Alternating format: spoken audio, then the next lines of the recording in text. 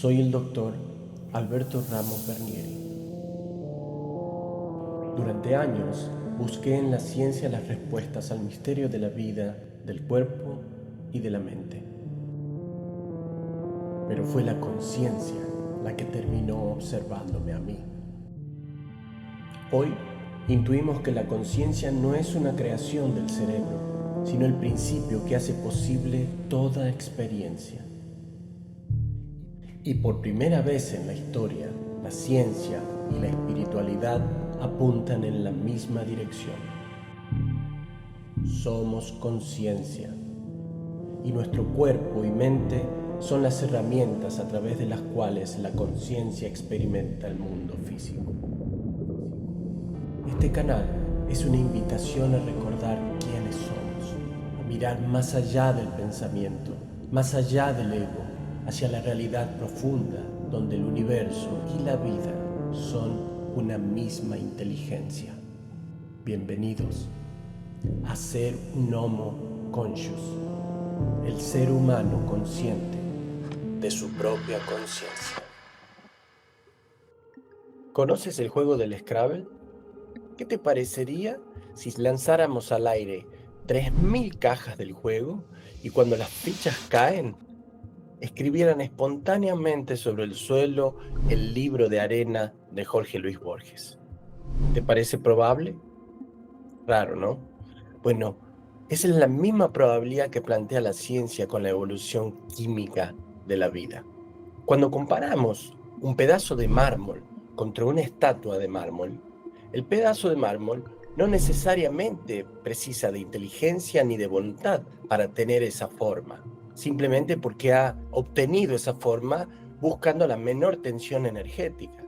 Pero una estatua de mármol, sí, porque para tener esa forma, detrás hubo un diseño, inteligencia y voluntad.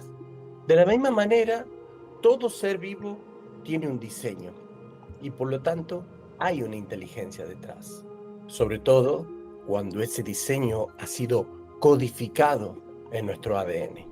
Sin duda alguna, el ADN es un sistema de codificación astuto y asombroso.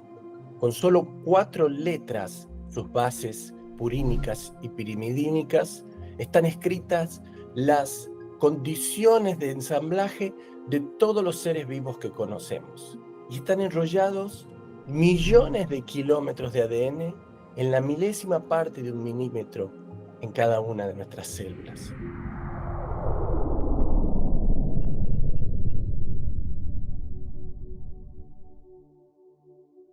Veamos un poco más sobre la evolución química de la vida.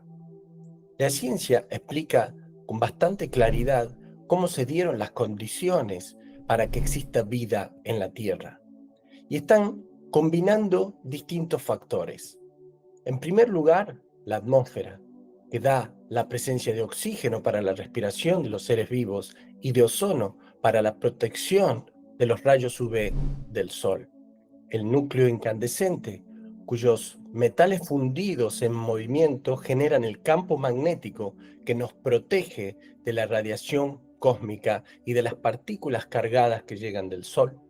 Una distancia ideal desde el Sol que permite que no estemos ni demasiado calientes ni demasiado fríos para que exista la vida. La Luna, cuya gravitación y su influencia genera las mareas y las corrientes marinas que terminan generando, al fin y al cabo, las estaciones que son esenciales para la existencia de la vida.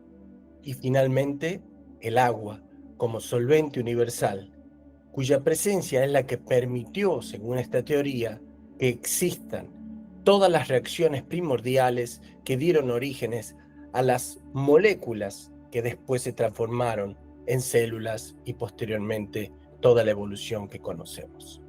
Eso quiere decir que todas las moléculas biológicas que conocemos se formaron en esa sopa primordial en las condiciones originales de la Tierra neoformada, con una gran diferencia de potencial que existía entre esa atmósfera neoformada y esa sopa en la Tierra también, con gran cantidad de descargas, con una alta temperatura, con una gran cantidad de rayos por la diferencia de potencial que existía también en la época, Y por lo tanto, todo eso fue generando las reacciones químicas que dieron lugar luego a las moléculas biológicas.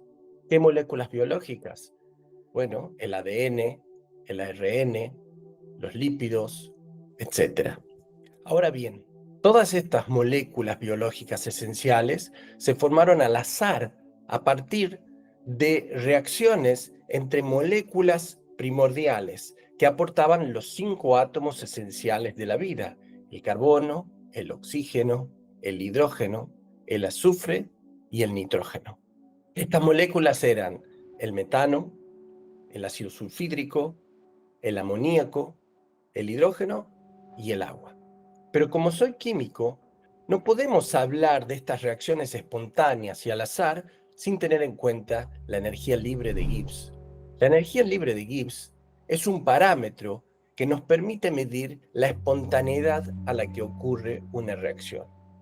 En las reacciones biológicas, sobre todo en los seres vivos, para que ocurra una reacción de este tipo, que son muy complejas, normalmente se utilizan enzimas, porque de otra manera la reacción no ocurriría. Sin embargo, esta teoría la plantea como válida por la cantidad de millones de años que se atribuye a esa evolución y a las condiciones originales de la Tierra. Sin embargo, cuando se analiza con más profundidad, se ve que esto no tiene mucha lógica. La energía libre de Gibbs, o delta de G, representa la espontaneidad de una reacción porque mientras más alto y positivo sea delta de G, menos probable será que ocurra esa reacción. Ahora imaginen, formar simplemente un aminoácido involucra muchísimas reacciones. Formar un nucleótido, lo mismo.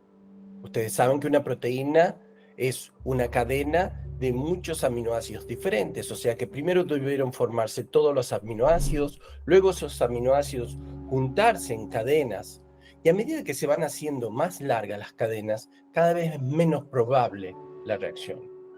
Aunque en total el delta de G de la reacción final, en la sumatoria de todas las reacciones, termina siendo inmensamente positivo, es decir, no espontáneo. Por lo tanto, plantear azar ahí no tiene mucho sentido.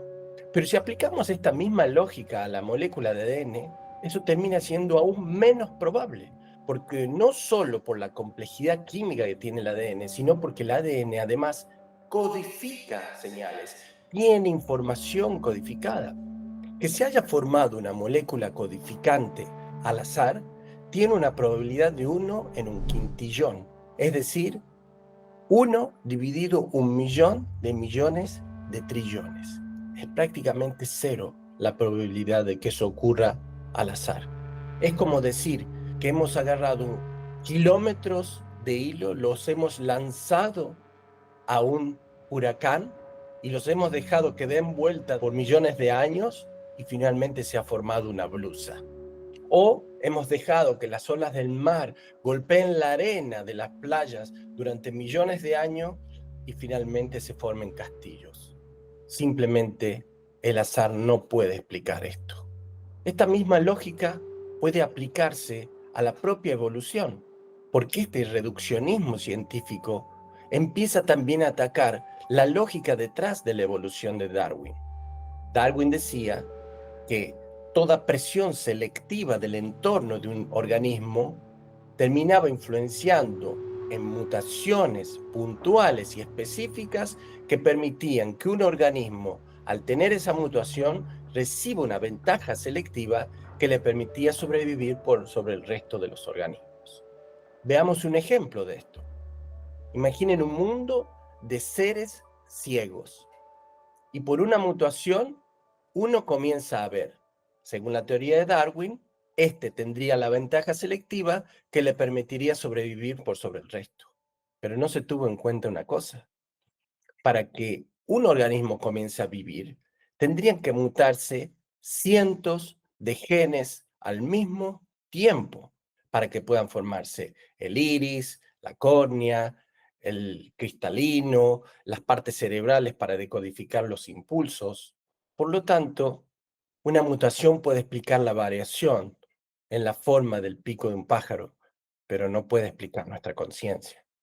Tan improbable es la teoría química de la evolución que hoy comienza a plantearse algunas otras teorías, como la teoría de la panspermia, que dice que las moléculas biológicas y o células llegaron a la Tierra a partir de asteroides o meteoritos.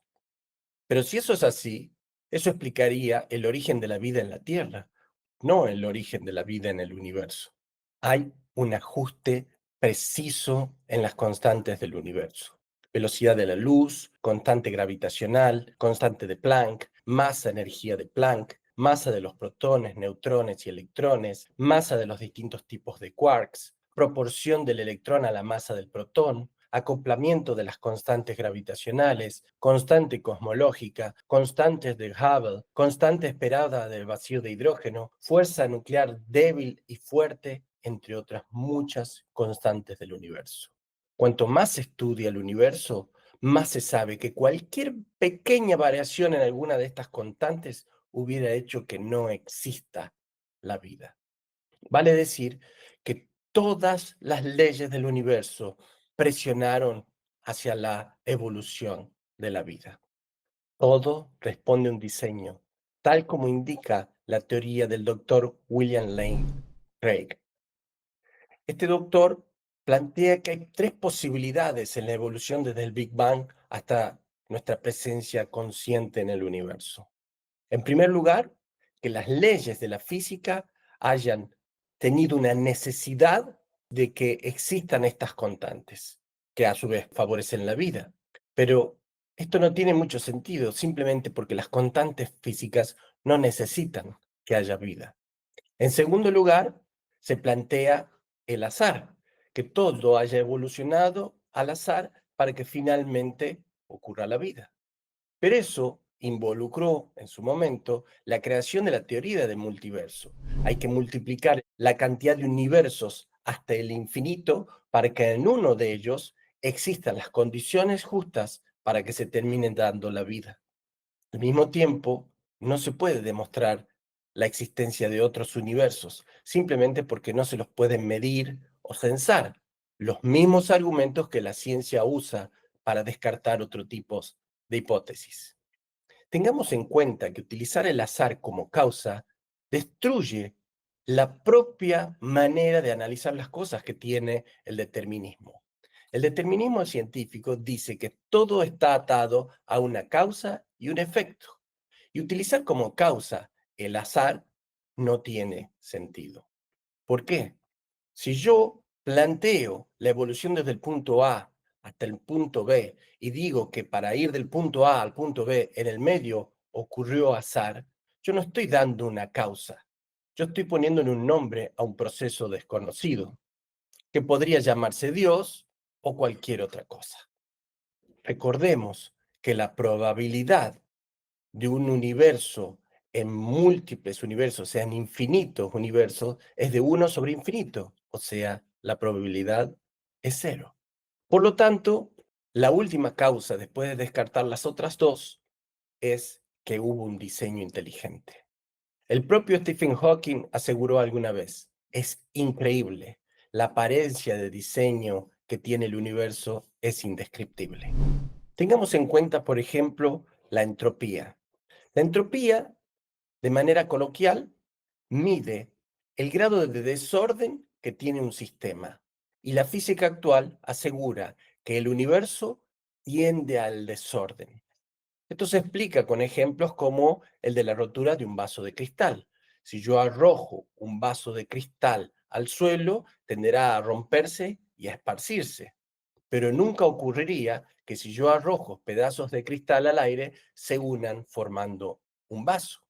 Entonces, teniendo en cuenta esta lógica, la tendencia al desorden que tiene el universo dio lugar al extremo orden que necesita la vida consciente. Desde una perspectiva científica, milagro es aquel evento que ocurre a pesar de que la probabilidad de que ocurra espontáneamente sea infinitamente pequeña. Entonces, ¿cómo negar el milagro de la evolución desde la nada misma a lo que somos? Mientras tanto, aunque aún no queramos oír, todo en el universo, desde el universo galáctico hasta el cuántico, nos gritarán en silencio su diseño. Hasta la próxima.